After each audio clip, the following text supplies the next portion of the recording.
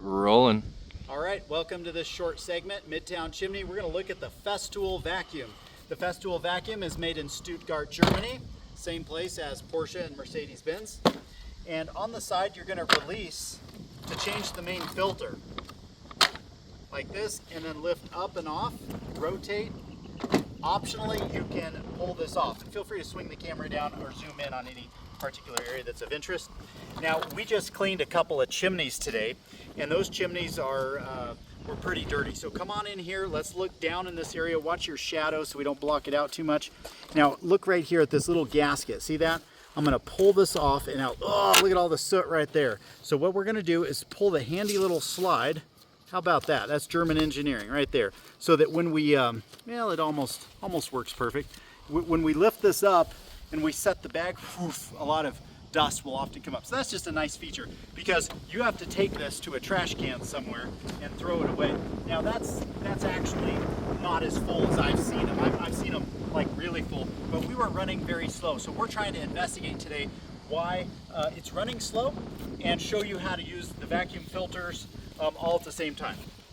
Okay, well, this is an off brand. This is PowerTech. This is the Festool brand right here.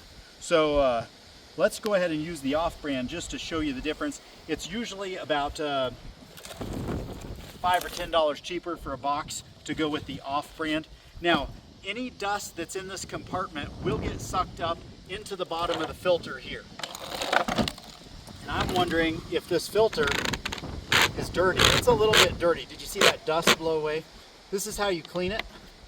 You got to pop it off, the green. Then this lifts off. And it's got a nice gasketed seal. Come and look at this. This is a soft rubber gasket. So when it's fully seated, it can push down hard. Now this is a washable cartridge, okay? This is the washable cartridge. That doesn't look too good in there. Looks like we might even have some residue. Looks like this one might be about ready for replacement. We're starting to get some junk in the crevice. But if you need to clean it, brush off something like that and then tap it. Notice I'm wearing my breath filter. Actually, it's just windy out.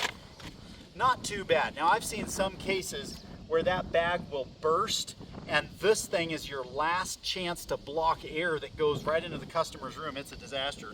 So you can take a wet towel, a damp towel, wipe this down. It's not bad. We must have cleaned this not long ago, but that's the suction device. That's the motor. So it sucks all the air up here, and then it discharges it out the side grills. So let's go ahead and put this back. We put the white fins in first. We seat it.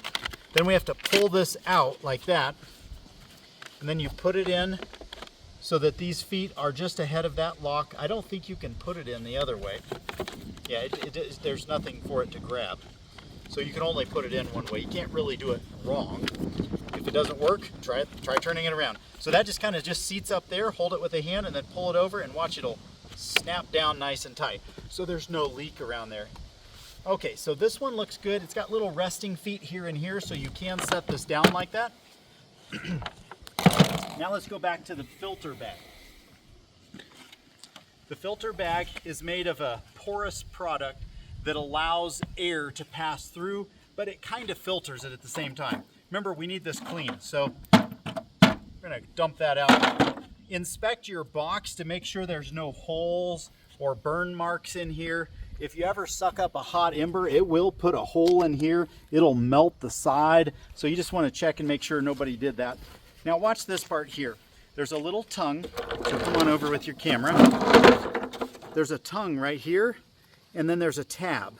And you want your air to just go in there. You got this nice gasket. So what we do, there's a slot right there for this tongue to go into that slot.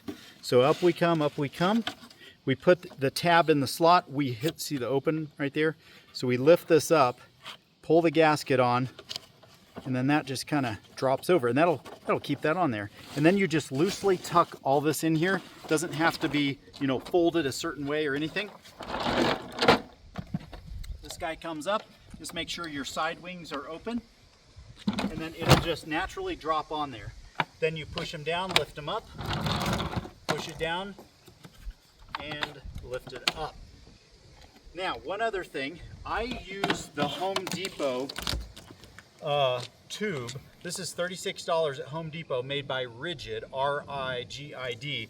It's $39, $40. That's what I recommend using, because the Festool vacuum comes with a very small 1-inch tube. It's so small it doesn't work that well. So we need that big 2-inch size. A couple of features on this. Go ahead and come on up here. This is where the suction happens, but sometimes we don't want the vacuum to roll. So you lift up, push that down, and now it gets rid of these wheels, no longer caster, so it'll stay put. So if you're trying to secure your vacuum in your van, that's how you do it. And then to unlock it, you take a foot and you just hit it. So it's made to just kick to open, but you have to reach down to set it. That'll keep it from rolling. Over here you have a handy receptacle. If you ever plug into this with a grinder, like you're doing tuck pointing, and you need to grind and cut and vacuum at the same time, like this, you got your ear and eye pro on, you're grinding and picking up the dust, it would be nice to plug your grinder in. Well, they got a spot for it right here. But that's where you turn it to the auto position. So we turn it to auto, and then when you trigger the device over, that's the load on this plug, it will turn the vacuum on, it'll run, and then when you release the load on your grinder, it will run for another 5 seconds to clear the debris out of the air. So that's a really nice feature. And then the other mode is auto, 0, which is off, and manual. So most of the time when you're sweeping a chimney, you're just gonna have it in manual mode.